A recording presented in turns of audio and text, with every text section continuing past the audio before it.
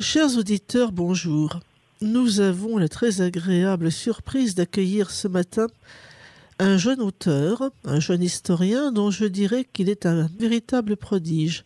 C'est Gabriel Privat. Gabriel Privat, bonjour. Bonjour madame. Vous êtes historien, professeur d'histoire, et vous avez publié en quelques années 3 ouvrages différents, chacun en son genre, 2 romans historiques, si tant est qu'on puisse exactement les appeler comme ça, car c'est peut-être un peu plus compliqué, et un album pour enfants et adolescents, les contes de Noël de l'histoire de France, paru chez Artege. Une question que j'ai envie de vous poser, que je me suis posée en vous lisant, c'est que vous focalisez votre ouvrage autour de la figure de Napoléon. Je n'aurais pas pensé que par goût personnel, vous éprouviez une tendresse particulière pour l'empereur, mais je pense qu'il s'agit avant tout du symbolisme de la grandeur de la France incarnée par Napoléon. Ou est-ce que je me trompe ? Oui, c'est tout à fait ça. C'est tout à fait ça. Napoléon n'est pas un personnage aimable, c'est le moins qu'on puisse dire. C'est un personnage par bien des aspects que l'on peut admirer. En tout cas, on admire la grandeur, on admire l'audace, on admire l'intelligence, la force de volonté, mais il n'est pas aimable du tout. On peut établir un parallèle avec l'autre roman, Le Portrait de Martin Sommervieux, et se souvenir de la figure de Frotté qui apparaît très brièvement dans Le Portrait de Martin Sommervieux. Et on peut se souvenir que Louis de Frotté a été fusillé, pris par trahison sur ordre du premier consul Bonaparte. Et cette trahison, cet esprit selon lequel tout est permis pour arriver à ses fins, le duc d'Enghien en fit plus tard les frais également et en perdit la vie, c'est un peu quand même la marque de Napoléon, qui est un homme facilement sans scrupules et sans vergogne, et pour autant, c'est un très grand homme d'État qui a laissé la France épuisée. Ça, hélas, il faut quand même aussi le reconnaître. N'oublions pas sa phrase au soir de la bataille d'Eylau qui fut sanglante. Une nuit de Paris réparera tout cela. Tout à fait, exactement. On dit parfois que cette phrase est apocryphe. Enfin, ils sont quand même plusieurs témoins à l'avoir rapportée. Ce mépris de la vie humaine ne rend pas du tout le personnage de l'empereur, comment dirais-je, sujet de sympathie. Mais vous avez raison, le goût de la gloire et de la grandeur, le sens de l'État milite en sa faveur. D'ailleurs, au début du Troisième exil, il y a ce petit chapitre introductif avec l'arrivée de Napoléon, enfin des cendres de l'empereur aux Invalides, puis ensuite je parle de l'installation aux Invalides des cendres de l'Aiglon. Et à chaque fois, j'ai souhaité ici donner une image de la grandeur de la France. Une introduction remarquable. C'est probablement la meilleure synthèse que j'ai lue sur le retour des cendres, avec un hommage à Louis-Philippe remarquablement intelligent. C'était une perfection. Très sincèrement, là, une fois encore, je suis bluffé par la qualité de votre travail. Alors nous allons en revenir à votre autre roman, Le Portrait de Martin Sommervieux, parce que c'est un livre profondément attachant. Alors ça commence de manière tout à fait étonnante. Je vais vous dire, vous avez l'art dans ce roman de mettre en scène des contre-héros, mais des contre-héros attachants. Je parle bien entendu des 2 Martins, l'arrière-arrière-arrière-grand-père et l'arrière-arrière-petit-fils. Cela commence par un jeune banquier bien arrivé, franc-maçon, qui a une vie facile dans tous les sens du terme, à qui un lointain parent va léguer une maison en Normandie, et dans cette maison, il va tomber sur le portrait d'un ancêtre dont il n'a jamais entendu parler et dont il est quasiment le sosie. Alors, qu'est-ce qui vous a donné l'idée d'écrire ce roman et de partir sur cette base ? Parce que, pour dire les choses, aucun des 2 Martin Sommervieux n'est un héros de roman au sens où on l'entend en ordinaire. Oui, tout à fait, tout à fait. Il y a longtemps, déjà à l'époque de la saga capétienne, je souhaitais écrire une fiction sur la chouannerie en Normandie. Alors pourquoi la Normandie ? Parce que je la trouve par bien des aspects intéressante. C'est une chouannerie qui fut plus tardive que dans son déclenchement que les autres, mais plus politique. Qui fut plus politique, mieux organisé sans doute sur le plan militaire, avec des militaires de carrière à sa tête, même si leur carrière sous la monarchie fut pour certains assez courte, mais en tout cas des militaires de carrière à sa tête, et une organisation qui lui a permis, sous la forme de la guérilla, de durer assez longtemps, plus longtemps même que les autres. Et puis c'est une chouannerie qui, quoique moins connue, a eu la chance d'être immortalisée par des auteurs de très grande valeur. Alors, pour l'un de façon marginale dans son œuvre, avec Barbey d'Aurevilly, qui n'y a consacré que quelques ouvrages, mais tout à fait appréciable. Et puis pour l'autre, c'est une part très importante de son œuvre, c'est chez Jean de La Varande. C'est donc une chouannerie qui m'a attiré et à laquelle je voulais consacrer un sujet. Et je ne souhaitais pas que le héros soit un héros de vitrail. Je voulais lui donner une humanité qui pourrait être celle d'un homme ordinaire, jeté dans cette guerre et qui, bon an, mal an, il fait son devoir avec ses grandeurs et ses petitesses. Ça, c'était l'idée de départ. Et cherchant peut-être un peu l'originalité, est venue peu à peu l'idée d'enchasser le roman historique dans une intrigue contemporaine. Et c'est comme ça qu'est née l'idée du portrait, du sosie. Et pour Martin Sommervieux le jeune, pour le Martin Sommervieux actuel, alors là il n'est plus question de chouan, mais je souhaitais montrer deux choses. Montrer d'une part comment on peut se convertir grâce à l'histoire, grâce à ses ancêtres, grâce au témoignage de vie de ses ancêtres, ce qui est le cas en grande partie de Martin le Jeune, même si d'autres éléments rentrent en ligne de compte dans sa conversion, c'est un élément majeur. Et je souhaitais aussi que ce soit un homme qui soit un converti, alors pour le coup pas forcément exemplaire, mais qui ait une vie dans laquelle on peut s'identifier. Alors, effectivement, il est parisien, c'est un grand banquier, c'est un franc-maçon, ça, peu de monde pourront s'identifier à lui, mais il a une vie qui n'est pas une vie monstrueuse, il n'a pas une vie de débauche, ce n'est pas un criminel, c'est un homme qui, alors, mis à part le milieu social qui est un petit peu particulier, c'est un homme qui pourrait être nous. Et ça, il a même important. des principes, puisque cette jeune femme qui lui court après, elle est mariée, et il ne succombe pas. Il fait tout ce qu'il faut pour ne pas succomber et la ramener à son mari, ce qui à l'heure actuelle est tout de même assez étonnant. Oui, tout à fait. Oui, exactement.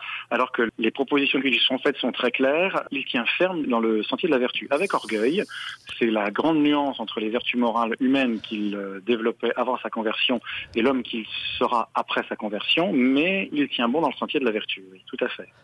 Et c'est assez admirable. Mais il y a justement cette dimension dont nous n'avons pas encore parlé, que vous venez d'effleurer, cette dimension chrétienne qui est, je ne vais pas dire sous-jacente, parce qu'elle est très visible dans vos romans, et que je trouve remarquable, parce que là, une fois de plus, vous dites ce que personne ne dit plus. Ce qui est en effet intéressant, c'est que Martin Sommervieux, on rejoint un peu le troisième exil dans ce sujet, c'est un homme qui n'a pas reçu cet héritage. Il tombe des nues quand il découvre cette maison, quand il découvre cet ancêtre dont on ne lui a jamais parlé, que personne ne connaît, et quand il découvre par la même occasion la foi religieuse qui va porter cet arrière-grand-père finalement jusqu'au martyr. Tout à fait. Tout à fait, oui. Et c'est cette foi très forte des Chouans et de son ancêtre qui va le porter vers Dieu. Alors le coup de boutoir final, ce n'est pas son ancêtre qui le portera, c'est une conversion qui va trouver sa pleine réalisation dans des événements contemporains, mais effectivement c'est la très forte foi de ces Chouans, et notamment de son ancêtre, et le martyr, qui vont ouvrir la brèche, en tout cas. Mais d'ailleurs, il est profondément scandalisé, puisque l'histoire que vous racontez s'inspire d'un fait réel, c'est la mort de l'arrière-grand-père de Jean de La Varande, de Norbert Mallard du Hartel, qui meurt effectivement une veille de 15 août, fusillé par les Bleus, à cause des hosties qu'il transportait, qu'il ne veut pas laisser profaner. Mais le Martin le Jeune est totalement scandalisé à l'idée que son arrière-grand-père s'est sacrifié pour ce qu'il appelle un bout de pain. Oui, tout à fait. Il ne comprend pas. Il ne comprend pas les conversations qu'il va avoir par la suite avec le moine qui lui a ouvert les archives de son ancêtre vont continuer de l'ébranler un peu, mais c'est une véritable communion visible et actuelle qui va achever de le convaincre. Tout à fait. Ce que vous ne dites pas, c'est pourquoi chez les Sommervieux, il y a eu une sorte de rupture de la transmission. Comment il se fait que, d'abord, on n'ait jamais entendu parler de cet ancêtre, parce que finalement, c'est ces 2 siècles et quelques, quand on y réfléchit bien, ce n'est pas si vieux. Il y a une forte transmission orale, souvent, dans nos régions. Et par conséquent, on se dit d'abord, comment est-ce qu'il a pu... Est-ce qu'il n'en a jamais entendu parler? Et puis ensuite, est-ce que vraiment ce n'est pas le fait d'être coupé de ses racines qui l'entraîne sur des voies un peu dangereuses? Si, certainement. Il est vrai que c'est un point du roman que j'ai peu creusé à l'époque, mais en ce sens, Martin Sommervieux le Jeune est un homme d'aujourd'hui assez commun. Il y a une rupture de transmission dans son arbre généalogique. À un moment, le témoignage de la vie des ancêtres s'est perdu.